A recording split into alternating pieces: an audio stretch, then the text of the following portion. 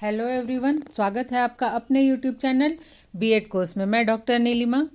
आज का टॉपिक क्या है ये मैं बाद में बताऊंगी। उससे पहले अगर आप बीएड के सिलेबस, एग्ज़ाम कैसे लिखना है या बीएड के और भी पेपर्स को हिंदी में समझना चाहते हैं, टॉपिक्स को समझना चाहते हैं, उससे संबंधित नोट्स आपको चाहिए तो मेरे इस वीडियो के डिस्क्रिप्शन बॉक्स में प्लेलिस्ट दिया हुआ है, आप वहाँ जाकर देख सकते हैं। और अगर आप इस चैनल पर नए हैं तो इसे सब्सक्राइब कर सकते हैं, जिससे कि आपको आने वाले वीडियो के नोटिफिकेशंस मिल सकें। हमारा आज का टॉपिक है व्यक्तिगत परामर्श और सामूहिक परामर्श, जो कि कोर्स 3 के यूनिट 4 का ही एक टॉपिक है। इसमें हम पढ़ेंगे कि व्यक्तिगत और सामूहिक परामर्श क्या है और उसकी प्रक्रिया या उसकी विधियां क्या है। परामर्श, जैसा कि हमने पहले ही समझा था कि ये किसी व्यक्ति को सलाह या राय देने की प्रक्रिया है, किंतु जब व्यक्ति को कोई मनोवैज्ञानिक समस्या होती है तो वो आम व्यक्ति से सलाह नहीं ले पाता और इसके लिए वो किसी मनोवैज्ञानिक के पास जाता है, जो उसे उचित सलाह देकर उसे समस्याओं का समाधान करने के लिए राह दिखाता है। आइए शुरुआत करते हैं। सबसे पहले ये समझने का प्रयास करते हैं कि व्यक्तिगत परामर्श क्या है। व्यक्तिगत परामर्श में केवल एक व्यक्ति को ही परामर्श दिया जाता है और इस प्रक्रिया में परामर्श प्रार्थी की योग्यता, अनुभव एवं परिपक्वता पर विचार किया जाता है और इसमें उसकी समायोजन क्षमता को विकसित करने का प्रयास किया जाता है। उसे इस योग्य बनाने का प्रयास किया जाता है कि उसे जो भी समस्या है उसके संबंध में वह स्वयं निर्णय लेने में सक्षम हो सके। ऐसे भी देखिए, जो प्रैक्टिकल लाइफ होता है इंसान का, उसमें वो हर एक समस्या को सबके सामने नहीं बता पाता है। कुछ उसकी पर्सनल भी समस्याएं होती हैं, कुछ पर्सनल प्रॉब्लम्स होते हैं जिससे कि वो किसी एक व्यक्ति को बता सकता है। अगर संभव होता है तो वो अपने टीचर को बताता है कि उसे क्या समस्या। अगर उसे लगता है कि उसे अपने गार्जियन को बता के समस्या का समाधान होगा तो उसे बताता है।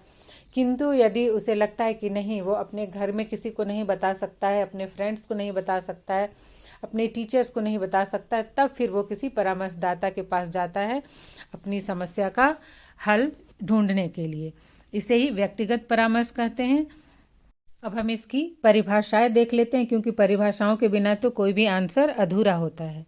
तो प्रोफेसर श्री कृष्ण दुबे ने कहा है कि व्यक्तिगत परामर्श परामर्शदाता द्वारा परामर्श प्रार्थी को प्रदान की जाने वाली वह सहायता है जो कि परामर्श प्रार्थी को स्वयं को समझने तथा प्रत्येक क्षेत्र में समायोजन करने में महत्वपूर्ण भूमिका का निर्वाह करती है। अर्थात जो भी व्यक्ति जाता है परामर्श लेने, वह स्वयं को समझकर और वो हर एक क्षेत्र में बहुत अच्छे से एडजस्ट हो जाए, इसके लिए परामर्श इसमें महत्वपूर्ण भूमिका अदा करती है। नेक्स्ट है श्रीमती राजकुमारी शर्मा के अनुसार, इन्होंने कहा है कि व्यक्तिगत परामर्श का आशय उस परामर्श प्रक्रिया से है जो व्यक्ति विशेष की परिस्थिति, आवश्यकता, योग्यता, क्षमता एवं परिपक्वता के आधार पर परामर्शदाता की सहायता एवं मार्गदर्शन के रूप में संपन्न होती है। अर्थात जो ये परामर्श दिया जाता है वह व्यक्ति की परिस्थिति, उसकी आवश्यकता, उसकी योग्यता, क्षमता एवं परिपक्वता के आधार पर ही दिया जाता है। अब हम देखते हैं कि व्यक्तिगत परामर्श की प्रक्रिया क्या है। तो इसमें जो प्रक्रिया होती है, इसके कुछ स्टेजेस या स्टेप्स होते हैं, वो इस प्रकार हैं। नंबर 1 है समस्या का ज्ञान। परामर्श की प्रक्रिया में सबसे पहले परामर्शदाता को, जो परामर्श लेने जाता है जो व्यक्ति, उसका ज्ञान होना चाहिए। इसके अंतर्गत, इस प्रक्रिया के अंतर्गत जो परामर्शदाता होता है वो व्यक्ति की जो भी समस्या है उसके बारे में चुपचाप मौन होकर सुनता है, जिससे कि जो परामर्श प्रार्थी है उसको यह आभास होता है कि हाँ, परामर्शदाता मेरी समस्या को सुन रहा है, क्योंकि जब वो ध्यानपूर्वक सुनेगा तभी तो परामर्श देगा। तो इस प्रकार परामर्शदाता सबसे पहले परामर्श प्रार्थी की समस्या को ध्यानपूर्वक सुनता है कि समस्या कहाँ है, उसे क्या समस्या है, क्यों है। नेक्स्ट जो है नंबर 2, वो है समस्या का क्षेत्र। तो दूसरे स्टेप के अंतर्गत परामर्शदाता इस बात पर, उसकी समस्या को सुनने के बाद इस बात पर विचार करता है कि उसकी जो समस्या है वो किस क्षेत्र से संबंधित है, व्यक्तिगत या फिर शैक्षिक या व्यावसायिक या पारिवारिक या स्वास्थ्य संबंधी या समायोजन संबंधी, मतलब किस क्षेत्र से उसकी समस्या संबंधित है, क्योंकि व्यक्तिगत परामर्श का क्षेत्र तो व्यापक है।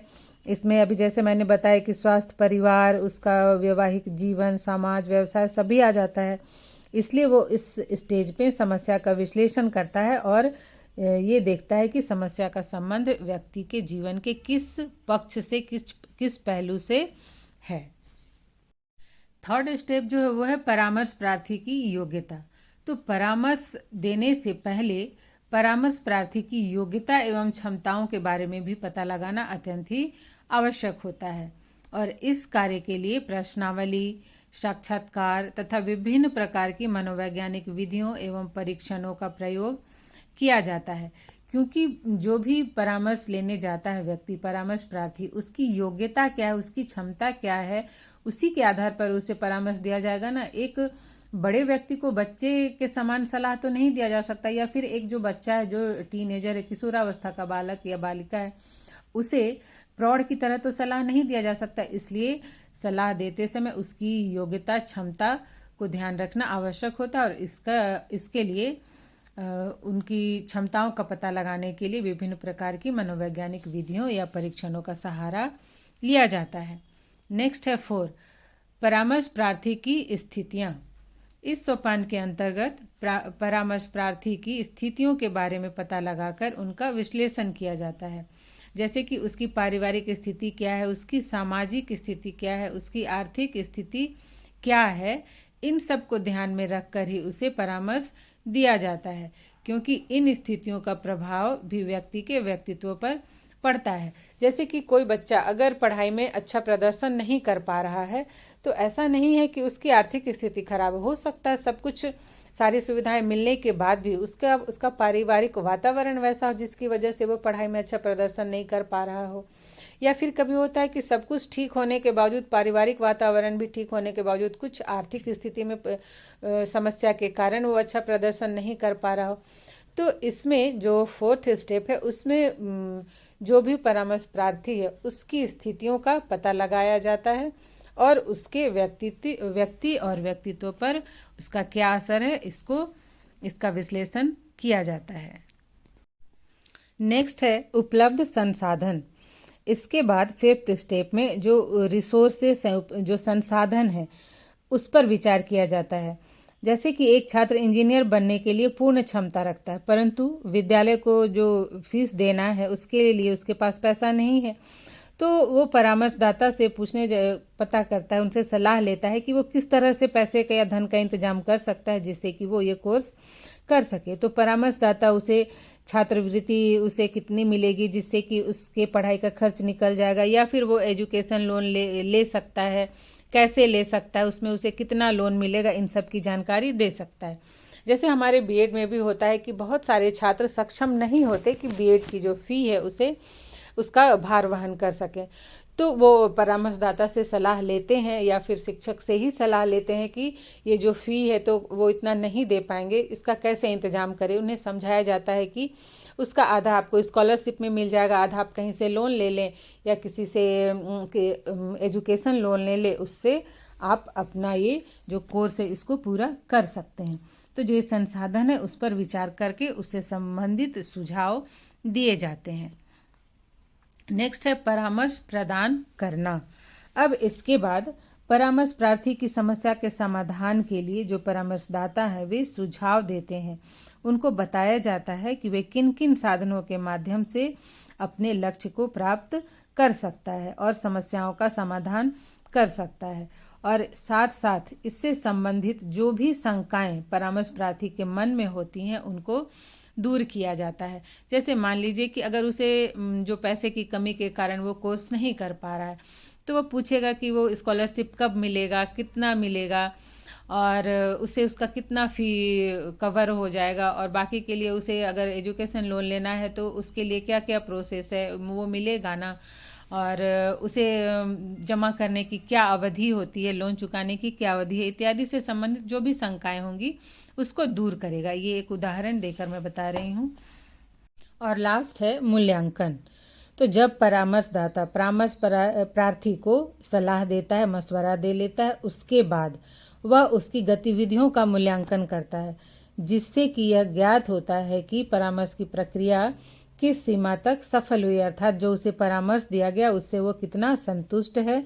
और इसके बाद परामर्श प्रक्रिया में होने वाली जो गलतियां हैं, त्रुटियां हैं, उनको देखा जाता है और उसके बाद फिर से नए सिरे से परामर्श की प्रक्रिया में इन त्रुटियों की पुनरावृत्ति ना हो, इनको फिर से ना दोहराया जाए, इसका प्रयास किया जाता है।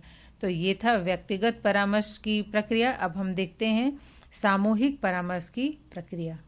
सामूहिक परामर्श, जैसा कि नाम से ही स्पष्ट है कि इसमें एक समूह में परामर्श दिया जाता है और इसमें समय एवं धन की बचत भी होती है। जैसे अगर व्यक्तिगत परामर्श दिया जाता है तो इसमें समय अधिक लगता है और जो भी परीक्षण वगैरह होते हैं उसमें भी खर्च अधिक आता है। किंतु अगर समूह में परामर्श दिया जाए तो धन और समय दोनों की बचत होती है। इसमें जिनको भी परामर्श दिया जाता है वे एक ही समस्या और एक ही तरह की योग्यताओं वाले, क्षमताओं वाले व्यक्तियों का ग्रुप होता है। जैसे कि किसी विद्यालय में अगर एक गांव से 20 या 30 छात्र एक ही कक्षा में एक ही विद्यालय में अध्ययन करने के लिए आते हैं, तो गांव में पढ़ने वाले छात्रों की सामान्यतः अंग्रेजी कमज़ोर होती है। तो उन्हें उनकी इस समस्या को दूर करने के लिए उन्हें उनका एक समूह बनाया लिया जाएगा, क्योंकि उनकी योग्यता में कोई विशेष अंतर नहीं होता है, उनकी स्थिति और उनकी समस्या भी एक समान ही होती है। तो इनका एक समूह बनाकर उनकी समस्या का समाधान करने के लिए सामूहिक परामर्श दिया जाएगा। और सामूहिक परामर्श के अंतर्गत समूह के सदस्यों की समस्या एवं क्षमताओं में समानता होनी चाहिए, तभी जाके परामर्श की प्रक्रिया प्रभावी हो सकती है। और अगर समूह के लोगों की योग्यता, क्षमता अलग अलग होती है, आवश्यकताएं अलग अलग होती हैं, तब सामूहिक परामर्श विफल हो जाता है। इसीलिए इसमें इस बात का ध्यान रखना चाहिए कि जो समूह के सदस्य हैं उनकी क्षमताएं और आवश्यकताएं, समस्याएं सब एक समान हो। अब हम सामूहिक परामर्श की परिभाषा को देख लेते हैं। तो ए बरौलिया के अनुसार समूह परामर्श का आशय उस परामर्श से है जो लगभग समान योग्यता, क्षमता, परिपक्वता एवं परिस्थितियों वाले परामर्श प्रार्थियों को समान समस्याओं के समाधान एवं आवश्यकताओं की पूर्ति हेतु प्रदान किया जाता है। जैसे अभी मैंने बताया कि इसमें जिन व्यक्तियों का समूह तैयार किया जाता है उनकी योग्यता, क्षमता, परिस्थिति या समस्या एक समान होनी चाहिए। नेक्स्ट है आर के शर्मा के शब्दों में। इन्होंने कहा है कि समूह परामर्श के अंतर्गत एक ही प्रकार की योग्यता वाले परामर्श प्रार्थियों की समस्याओं का समाधान समूह में किया जाता है, जबकि उनकी आवश्यकताओं एवं समस्याओं में एक रूपता की स्थिति हो। इन्होंने भी वही बात कही है। तो इस प्रकार समय एवं धन की बचत को ध्यान में रखते हुए समूह परामर्श प्रदान किया जाता है। अब हम सामूहिक परामर्श की प्रक्रिया देखते हैं। हालांकि सामूहिक और व्यक्तिगत परामर्श की प्रक्रिया में कुछ खास अंतर नहीं है, फिर भी थोड़ा बहुत अंतर पाया जाता है। सबसे पहले है परामर्श प्रार्थियों की समस्याएं। तो इस प्रथम स्टेज में निरीक्षण एवं साक्षात्कार के द्वारा परामर्श प्रार्थी की समस्याओं को लिखा जाता है और इसमें उन्हें अपनी समस्याओं को खुलकर बोलने का अवसर दिया जाता है। इसमें जो परामर्शदाता होता है वह उनकी समस्याओं को निरीक्षण द्वारा समझने का प्रयास करता है, साक्षात्कार के द्वारा उनकी समस्याओं को जानने का प्रयास करता है, उनसे क्वेश्चन। साक्षात्कार में दो व्यक्ति आमने सामने बात करते हैं और जो साक्षात्कार लेता है वो सामने वाले से संबंधित, उस व्यक्ति से उसकी समस्याओं से संबंधित कुछ क्वेश्चन पूछता है और उसको लिखता जाता है। नेक्स्ट है समस्या का स्वरूप। इसके बाद परामर्श प्रार्थी की समस्या के स्वरूप का अध्ययन करके उन्हें विभिन्न वर्गों में विभाजित कर लिया जाता है कि समस्या किस क्षेत्र से संबंधित है, स्वास्थ्य से संबंधित है या व्यावसायिक क्षेत्र से संबंधित है या शैक्षिक क्षेत्र से संबंधित है या समायोजन के क्षेत्र से संबंधित है। इन सब का निर्धारण कर लिया जाता है। फोर्थ जो स्टेप है वह है परामर्श प्रार्थियों की योग्यता। इसके अंतर्गत विभिन्न मनोवैज्ञानिक परीक्षणों का प्रयोग करके परामर्श प्रार्थियों की योग्यता एवं क्षमताओं का पता लगाया जाता है। जैसे कि अभियोग्यता परीक्षण, व्यक्तित्व परीक्षण, बुद्धि परीक्षण, रुचि परीक्षण, प्रश्नावली आदि का प्रयोग करके उनकी योग्यता एवं क्षमता को ज्ञात किया जाता है और उनके नाम के आगे लिख दिया जाता है। उसके बाद 5th स्टेप है समूह का निर्माण। तो जो परामर्श होते हैं, परामर्श प्रार्थी होते हैं, उनकी योग्यता, आवश्यकता, समस्या एवं परिस्थितियों का ज्ञान करने पर उनकी समानता एवं एकरूपता के आधार पर समूह का निर्माण कर लिया जाता है। जैसे कि जिन छात्रों को जिस तरह की समस्या होती है और जिनकी योग्यता भी एक समान हो, उनका अलग अलग समूह का निर्माण कर लिया जाता है और एक समान आवश्यकता एवं समस्या वाले जो प्रार्थी होते हैं उनको एक समूह में रखकर परामर्श की प्रक्रिया को संपन्न किया जाता है। नेक्स्ट है उपलब्ध संसाधन। समूह का निर्माण करने के बाद उपलब्ध संसाधन पर विचार किया जाता है, क्योंकि सलाह देने से, परामर्श देने से पूर्व पहले ये देखना भी आवश्यक होता है कि उस व्यक्ति के पास कौन कौन से संसाधन उपलब्ध है जिनसे वह अपनी समस्याओं का समाधान कर सकेगा। उसी के आधार पर उसे परामर्श दिया जाता है। उसके बाद 7th जो स्टेज है वह है कि समूह को परामर्श प्रदान किया जाता है और उन्हें अपने लक्ष्य को प्राप्त करने के लिए उपाय बताए जाते हैं और लक्ष्य प्राप्ति में कौन कौन सी समस्याएं आएंगी और उनका समाधान वो किस प्रकार कर पाएगा यह भी बताया जाता है और इसके लिए उन्हें विभिन्न प्रकार के सुझाव एवं उपाय बताए जाते हैं। और अंत में, अंतिम सोपान में परामर्श प्रक्रिया का मूल्यांकन किया जाता है, जिसमें यह देखा जाता है कि परामर्श प्रार्थियों ने परामर्शदाता के विचारों को किस सीमा तक स्वीकार किया है और किस सीमा तक उन्होंने अपने उद्देश्य की प्राप्ति की है। इस प्रकार मूल्यांकन की प्रक्रिया के माध्यम से समूह परामर्श की प्रक्रिया की सफलता असफलता को ज्ञात किया जाता है कि यह प्रक्रिया कितनी सफल रही या असफल रही। ये वीडियो आपको कैसा लगा कमेंट बॉक्स में कमेंट करके ज़रूर बताएं। आज इतना ही, मिलते हैं नेक्स्ट वीडियो में।